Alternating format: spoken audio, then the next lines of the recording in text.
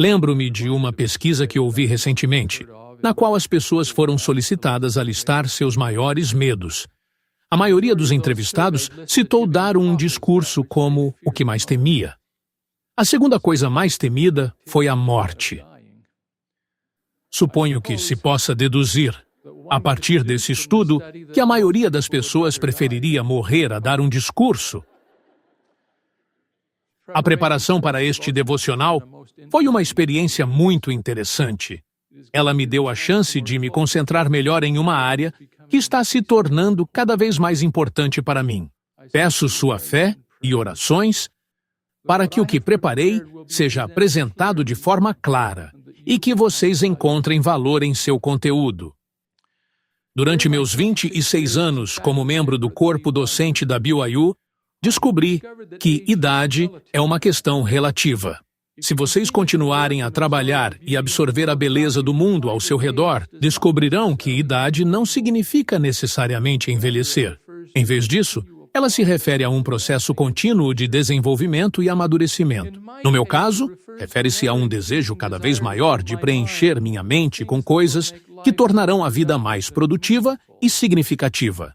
A idade me ensinou a importância de usar tudo o que é virtuoso, amável, de boa fama ou louvável, para criar um escudo em minha mente que possa afastar a tentação e me ajudar a me aproximar de Deus e de seu Filho Jesus Cristo. Hoje quero compartilhar com vocês algumas razões e exemplos do uso de duas áreas das belas artes, representação visual e música, para aumentar nossa capacidade de tornar a vida melhor e mais produtiva, especialmente no que se refere ao nosso propósito de nos tornarmos semelhantes a Cristo. Não há profissão mais importante do que a de professor. Em qualquer nível, é uma grande responsabilidade. Bons professores ajudam a moldar e orientar as vidas de seus alunos.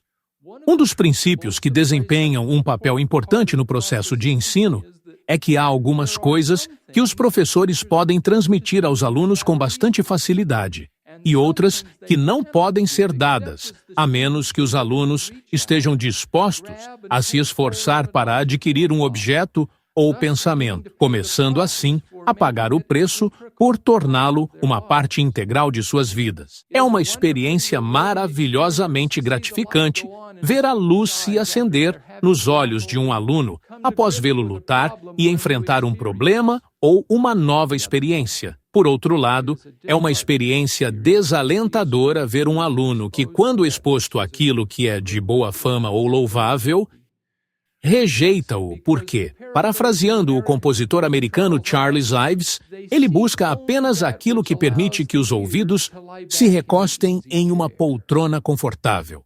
Há poucas coisas que exijam concentração ou esforço extra, que sejam confortáveis ou convenientes. Aqueles que não querem se esforçar ou buscar aquilo que é de boa fama ou louvável, geralmente encontram uma desculpa para não participar da experiência. O autoaperfeiçoamento raramente se encontra em um local de fácil acesso. O aprendizado exige esforço ativo. Buscar o que é virtuoso, amável, de boa fama ou louvável exige que se procure, pesquise, informe-se, tente descobrir ou tente adquirir. Significa estar disposto a se envolver cuidadosa e completamente no processo de encontrar e descobrir. Ao descrever seu sonho, Leigh falou de uma árvore cujo fruto era desejável para fazer uma pessoa feliz. O fruto da árvore era o mais doce de todos os que já havia provado e era branco, excedendo toda a brancura que ele já vira. Após comer o maravilhoso fruto, sua alma encheu-se de imensa alegria. Leigh também falou de uma barra de ferro e de um caminho que se estendia ao longo da margem de um rio. A barra de ferro ajuda as pessoas a permanecerem no caminho. Ambos levam à árvore que contém um maravilhoso, branco e mais doce fruto. No decorrer da narrativa de Leigh, torna-se óbvio que chegar à árvore não é uma tarefa fácil. Não é simples ou conveniente. Não é possível progredir no caminho se vocês simplesmente se permitirem recostar-se em uma poltrona confortável. Em nenhum momento do sonho de Lehi, alguém foi forçado a segurar a barra de ferro e seguir pelo caminho. Aqueles que desejavam comer do fruto tinham que estar dispostos a fazê-lo por sua própria vontade. Tinham que estar dispostos a exercer todo o seu poder, mente e força na busca daquilo que lhes daria maior firmeza ao segurar a barra de ferro. Ser capaz de segurar continuamente requer que vivenciemos plenamente o Evangelho de Jesus Cristo e significa que compreendemos e internalizamos completamente nossas obrigações e responsabilidades. À medida que nos empenhamos completamente para fazer do que é virtuoso, amável, de boa fama ou louvável parte de nossas vidas, nossa firmeza ao segurar a barra de ferro se fortalece. E quando as enchentes vêm e as névoas de escuridão nos cercam, somos capazes de resistir à tentação de largar a barra e abandonar o caminho. Conseguimos nos manter firmes até podermos partilhar daquela que é a maior de todas as dádivas de Deus, sim, a vida eterna. Cada membro da Igreja de Cristo tem a responsabilidade de encontrar aquilo que lhe permite segurar firmemente a barra. O elder Dallin H. Oaks admoestou que temos a responsabilidade de preencher nossas mentes com as coisas do Espírito, coisas que ensinam sobre Deus ou promovem o que é agradável a Ele, coisas que são virtuosas, amáveis, de boa fama ou louváveis. Precisamos buscar sabedoria e entendimento. Precisamos procurar conhecimento, sim, pelo estudo e também pela fé. Precisamos preencher nossa mente com pensamentos e expressões, imagens, músicas e livros que possam ser julgados como dignos de nos aproximar do Espírito de Cristo. Eles são, de acordo com o elder Hugh B. Brown, o pão diário da alma. Os melhores amigos que uma pessoa pode ter. Eles nos ensinam a melhor maneira de viver e a mais nobre maneira de pensar. Várias pessoas já nos disseram, neste e em outros púlpitos, que devemos preencher nossa mente com boa música. Elas sugeriram que tenhamos um hino favorito que possamos cantar em nossa mente quando as névoas da escuridão nos envolverem. Outras sugeriram que memorizemos poemas ou escrituras com a mesma finalidade. Algumas usaram obras de arte como material contemplativo para nos ajudar a superar a influência do mal. Todas essas intervenções podem ajudar a combater as influências malignas. Elas concentram nossa mente. Elas nos enriquecem com sabedoria. Precisamos começar a preencher nossa mente com coisas boas. Como Paulo disse em sua carta aos Tessalonicenses, retende o bem. O Dr. Arthur Henry King, membro emérito de nosso corpo docente, disse em uma palestra em junho de 1970, temos uma mensagem para o mundo. Essa mensagem é fruto de nossa fé. Para transmitir essa mensagem, precisamos selecionar no mundo os instrumentos que nos ajudarão a compartilhar nossa fé. E, ao mesmo tempo, precisamos estudar o mundo para entender com o que temos de lidar. Mas precisamos estudar o mundo não do ponto de vista do mundo, porque isso é errado, mas do ponto de vista do centro que temos na Igreja e em nós mesmos, que nos permite julgar com clareza e firmeza. Uma das principais tarefas de nossa educação certamente é aplicar os padrões da Igreja às grandes obras artísticas de todos os tempos, para que possamos julgá-las em sua abordagem do relacionamento entre Deus e o homem. O Dr. King conclui: o Espírito Santo não faz tudo por nós. Ele está lá para nos guiar quando não somos capazes de fazer o que é necessário por nós mesmos. Cabe a nós, em nossa igreja, educar-nos até o ponto em que podemos vivenciar o melhor da arte. Vivenciar o melhor da arte. Estar no mundo, mas não ser do mundo. Nós somos diferentes. Nossa visão da vida deve ser do ponto de vista do Evangelho e de seus ensinamentos. Nós, de fato, temos uma mensagem para o mundo, uma mensagem que precisamos internalizar. Ela deve se tornar parte de nosso ser. Devemos compreender interiormente o que significa tomar sobre nós o nome de Cristo. Precisamos estar convencidos e certos da mensagem dada pelo Salvador.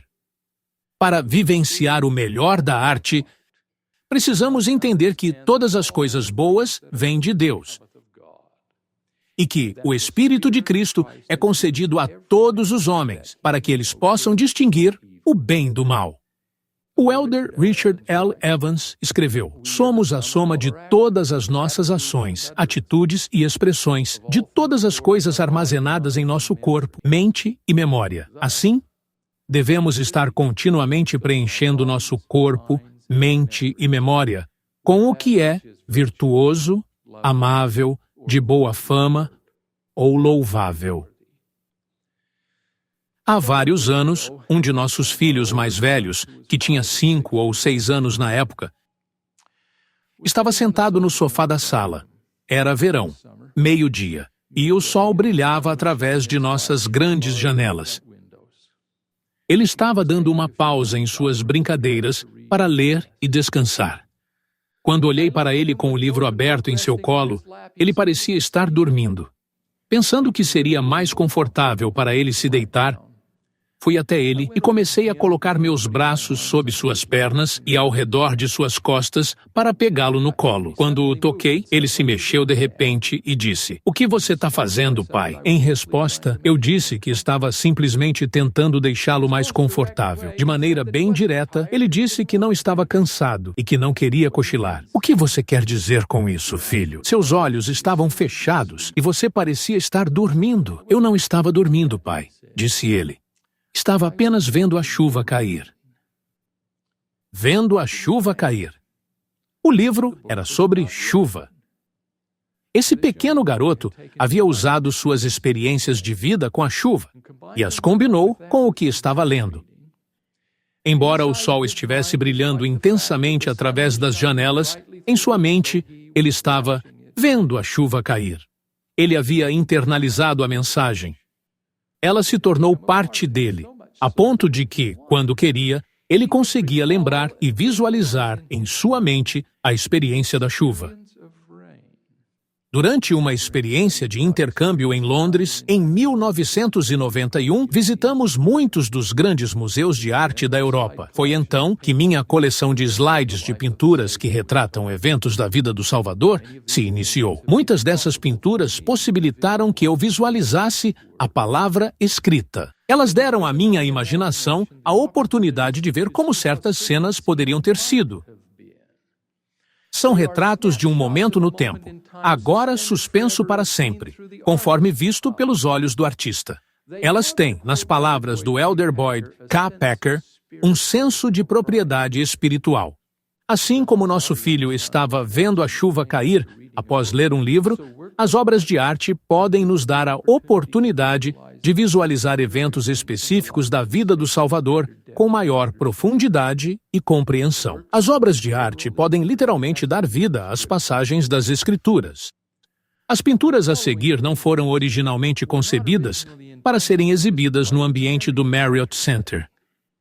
Em vez disso, foram criadas para ambientes nos quais as pessoas que as vissem pudessem ficar próximas a elas e se deleitar em sua apresentação visual. Algumas foram feitas para mosteiros ou capelas, outras para pequenas salas nas quais as pessoas se reuniam para adoração e contemplação, e outras para exibição pessoal ou particular.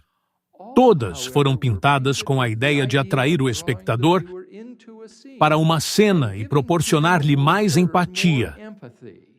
Todas foram criadas para ajudar a proporcionar uma maior internalização individual do tema que estava sendo retratado. Certa manhã, bem cedo, Jesus entrou no templo.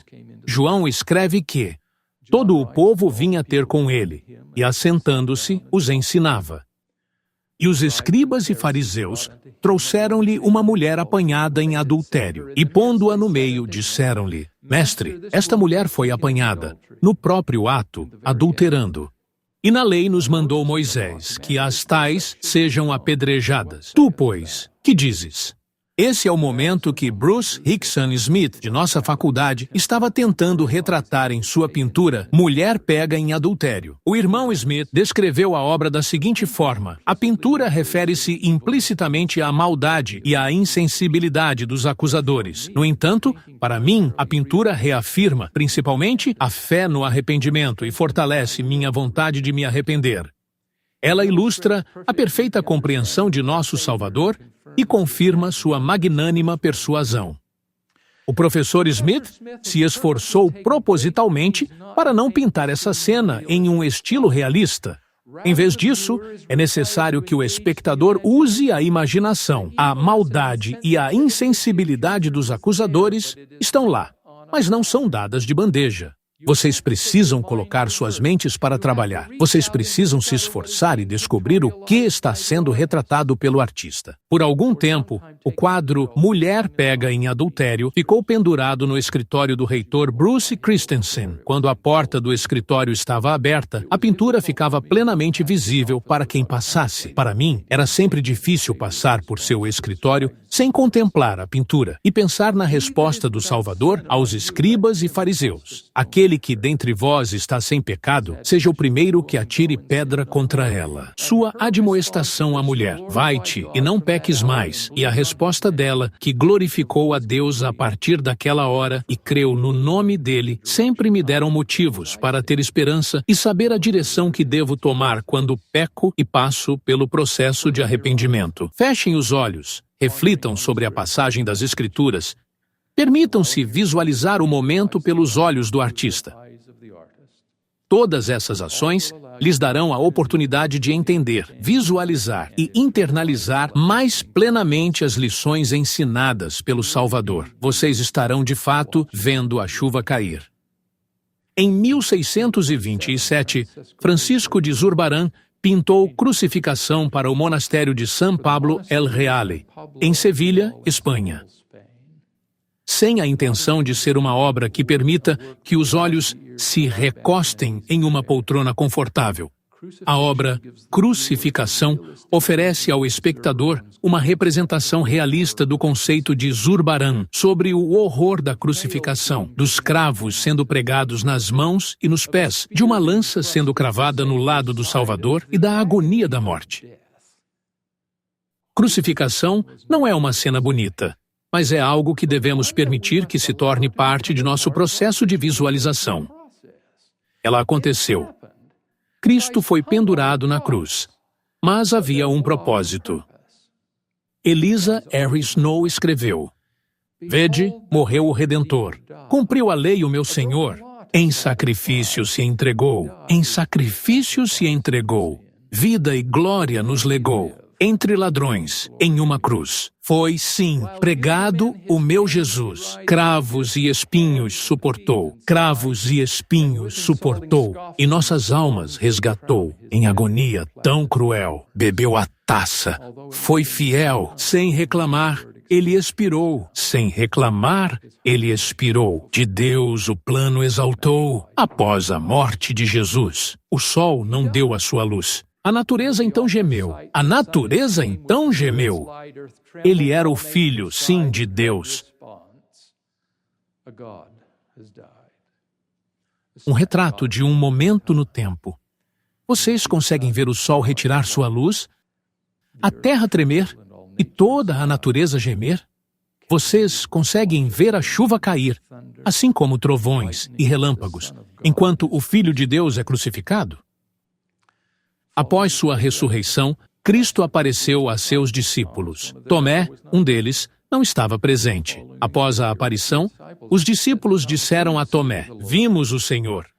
Porém, ele disse-lhes: Se eu não vir o sinal dos cravos em suas mãos, e não puser o dedo no lugar dos cravos, e não puser a minha mão no seu lado, de maneira nenhuma o crerei. 8 dias depois, enquanto Tomé e os outros discípulos estavam reunidos em uma sala com as portas fechadas, Jesus apareceu de repente no meio deles e disse: Paz seja convosco. Em seguida, voltou-se para Tomé e disse: Chega aqui o teu dedo e vê as minhas mãos, e chega a tua mão e põe-na no meu lado, e não sejas incrédulo, mas crente. O pintor italiano Caravaggio pintou A Incredulidade de São Tomé em 1604. A pintura nos dá a oportunidade de visualizar a conversa do Salvador com Tomé. Ela permite que concentremos nossa mente no evento e internalizemos mais plenamente a admoestação do Salvador. Porque me viste, Tomé, creste. Bem-aventurados os que não viram e creram. Essa mesma cena foi pintada pouco tempo depois por outro italiano conhecido como Guercino. Nenhum desses dois artistas pretendia que suas pinturas retratassem eventos em outra parte do mundo. No entanto, elas podem nos dar a oportunidade de melhor visualizar e incorporar em nós mesmos a aparição do Salvador ressuscitado aos nefitas. Vocês se lembram de sua aparição? Depois que o sol retirou sua luz em vergonha, a terra tremeu e a natureza então gemeu. Imaginem o Salvador dizendo: levantai-vos e aproximai-vos de mim, para que possais meter as mãos no meu lado, e também apalpar as marcas dos cravos em minhas mãos e em meus pés. E aconteceu que a multidão se adiantou e meteu as mãos no seu lado, e apalpou as marcas dos cravos em suas mãos e seus pés. E isto fizeram, adiantando-se um por um, até que todos viram com os próprios olhos, apalparam com as mãos e souberam com toda a certeza que ele era aquele sobre quem os profetas escreveram que haveria de vir. Outro retrato de um momento suspenso no tempo. Vocês conseguem se imaginar lá? Conseguem ver o Salvador convidando-os a se levantarem? Conseguem se imaginar colocando as mãos em seu lado e sentindo as marcas dos pregos em suas mãos? Vocês conseguem ver a chuva cair? Minerva Teichert nasceu em Ogden, Utah, em 1888. Ela estudou no Instituto de Artes de Chicago de 1908 a 1912. Na década de 30, durante seu período mais produtivo, sua prioridade era pintar a história Mormon. Para ela, a pintura era um meio de contar às pessoas sobre sua fé em Cristo e sobre sua igreja, restaurada à terra pelo profeta Joseph Smith. Essa pintura da aparição do pai e do filho a Joseph se encontra atualmente no edifício Joseph Smith, em nosso campus. Infelizmente, ela está pendurada em uma área que não é muito propícia à contemplação em um nível pessoal.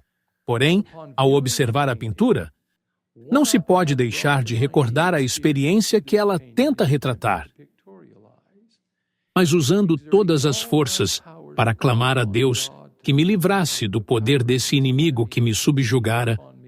No momento exato em que estava prestes a sucumbir ao desespero, vi um pilar de luz acima de minha cabeça, mais brilhante que o sol, que descia gradualmente sobre mim.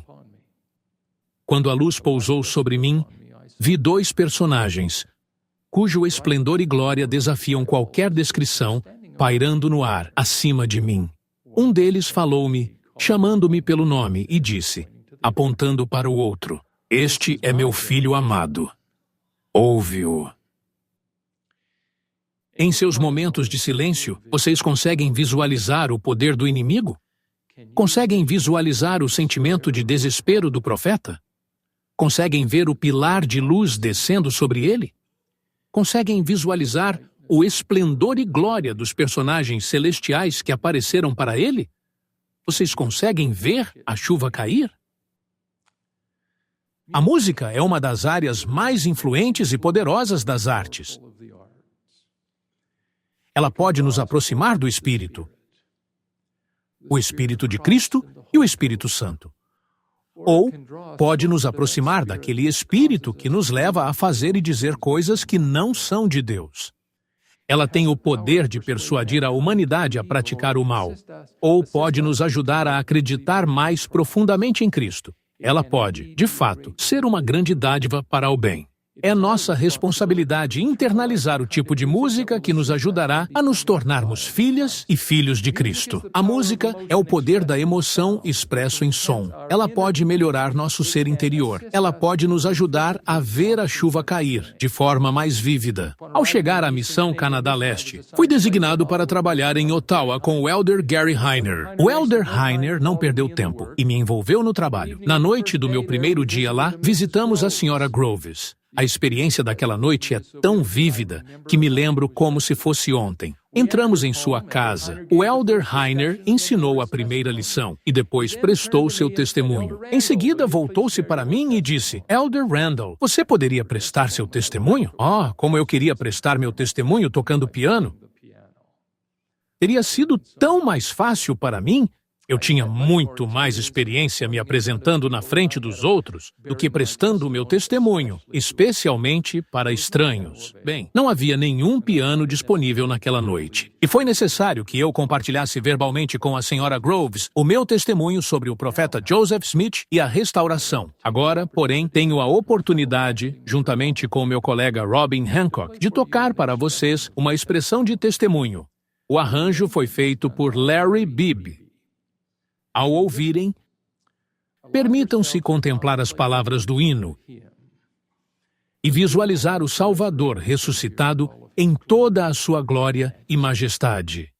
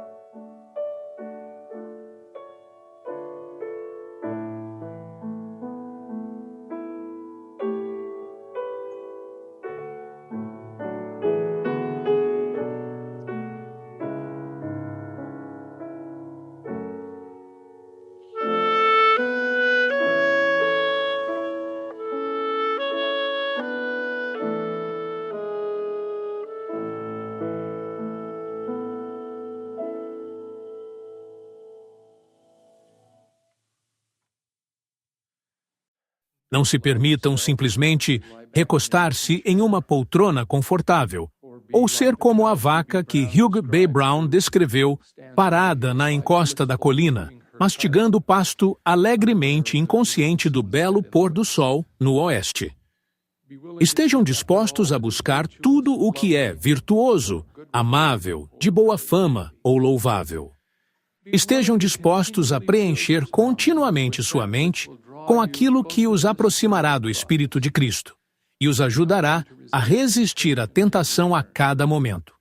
Estejam dispostos a preencher sua mente com aquilo que lhes permitirá ver a chuva cair com mais clareza. Ao fazer isso, vocês criarão um escudo em sua mente que os ajudará a afastar a tentação e a se aproximar de Deus e de seu Filho Jesus Cristo. Deus vive. Esta é a sua igreja.